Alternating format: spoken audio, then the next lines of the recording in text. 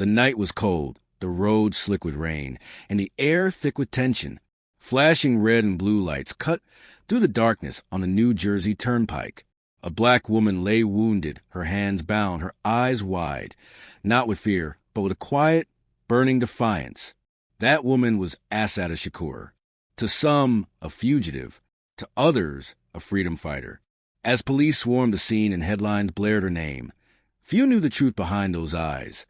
The story of a girl who became a soldier, a mother, a target, and a symbol of resistance across the world. This is not just history. This is a story the system tried to bury. But tonight, we uncover it. Before she was Assata Shakur, the most wanted woman in America, she was Joan Deborah Byron, a sharp, spirited black girl raised in the heart of the Bronx.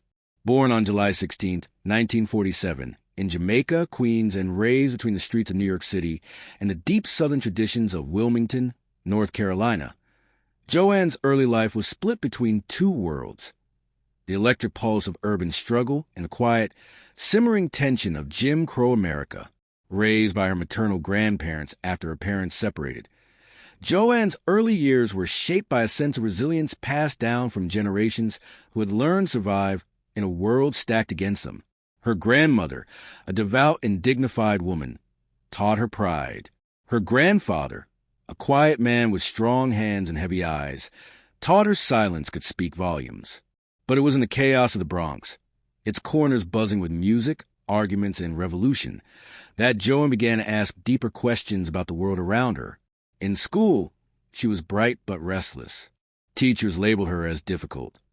But in truth, she simply refused to swallow what didn't make sense. Why were her people always at the bottom? Why did the police patrol her neighborhood like an occupying army?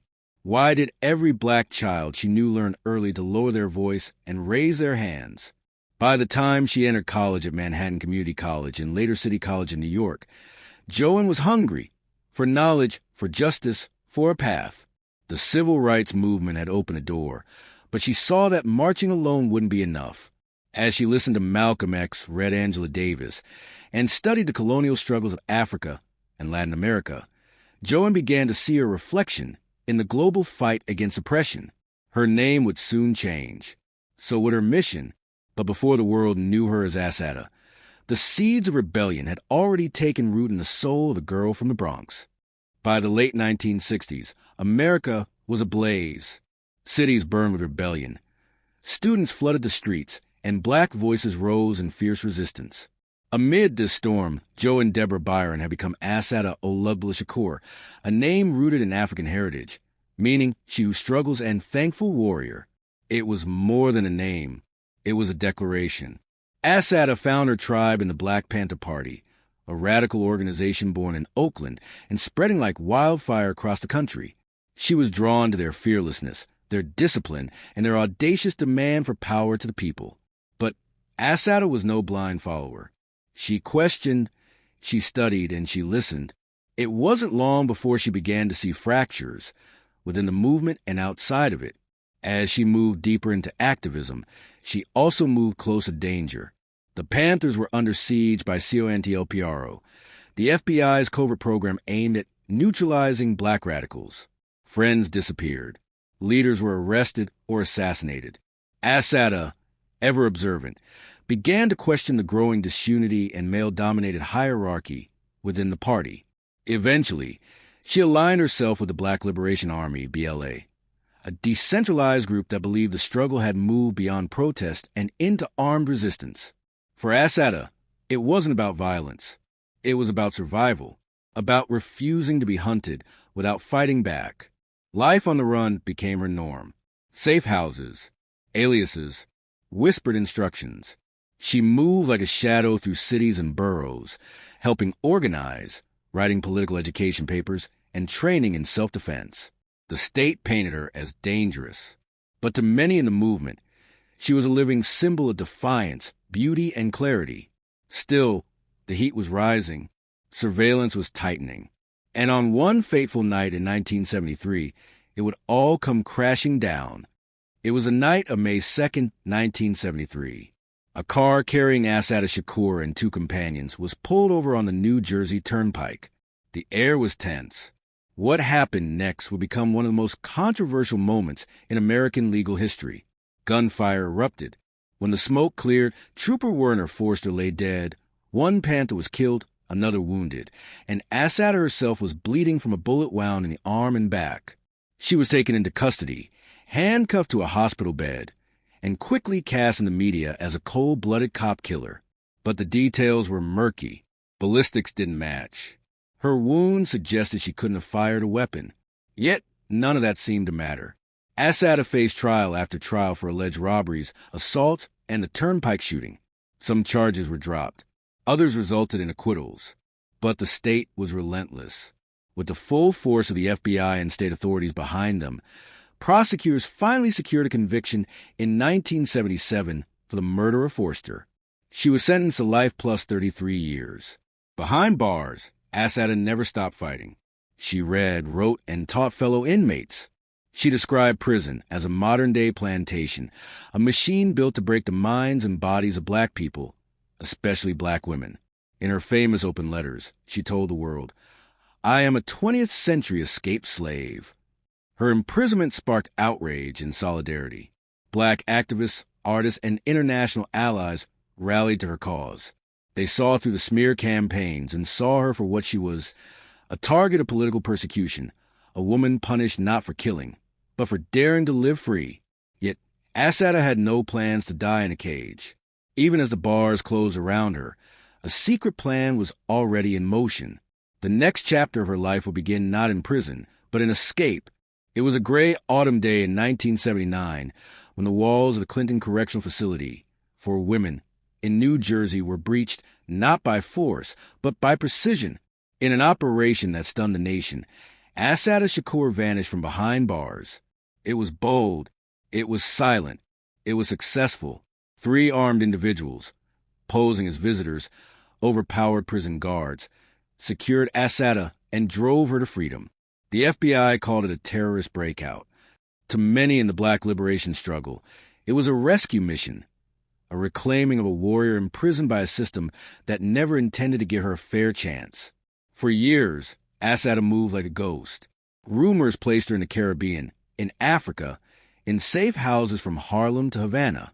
She resurfaced in 1984, declaring that she had been granted political asylum by Cuba, where she remains to this day.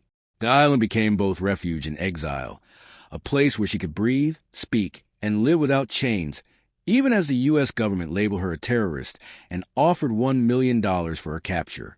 In Cuba, Assata rebuilt her life in fragments. She studied the revolution that had welcomed her, learned Spanish, and gave birth to a daughter she conceived while in prison. She lived simply, surrounded by a culture that understood struggle, that bore the scars of empire, and that saw her not as a criminal, but as a symbol of resistance. Still, she never forgot the ones left behind. Through her writings, especially her autobiography, Assata, she told her truth to a new generation. The story of a young black woman who chose defiance over silence and freedom over fear. But exile comes at a cost. Though she walks freely in Cuba, Assata remains one of the most hunted women in American history. A revolutionary in the crosshairs of a nation unwilling to let her go. Time has passed, but Assata Shakur's name still echoes in classrooms, protest chants, and whispered stories of black resistance. To some, she remains a fugitive. To others, she is a hero in exile, a living reminder that the struggle for black liberation never ended. It only changed shape. From her modest home in Havana, Assata continues to inspire generations of activists, artists, and thinkers. Her autobiography, published in 1987, became a sacred text for many in the movement, a lyrical, unflinching testimony of a woman shaped by fire, betrayal, and conviction. It wasn't just a recounting of injustice. It was a call to wake up, to resist, to imagine a world beyond prisons and police. Hip-hop artists like Tupac Shakur, her godson, carry her spirit in their lyrics. Movements like Black Lives Matter echo her words, drawing from her vision of self-determination and collective defense. Her presence, though physically distant, remains deeply embedded in the soul of the black radical tradition, yet the threat still lingers. In 2005, the FBI added Assata to its most wanted terrorist list, the first woman ever to receive that designation. A $2 million bounty remains on her head, but Cuba refuses to extradite her, viewing her as a political refugee, not a criminal. In her own words, Assata once said, "I am not the enemy. I am a daughter of the people. I am a woman who dared to survive." Her story is not just history.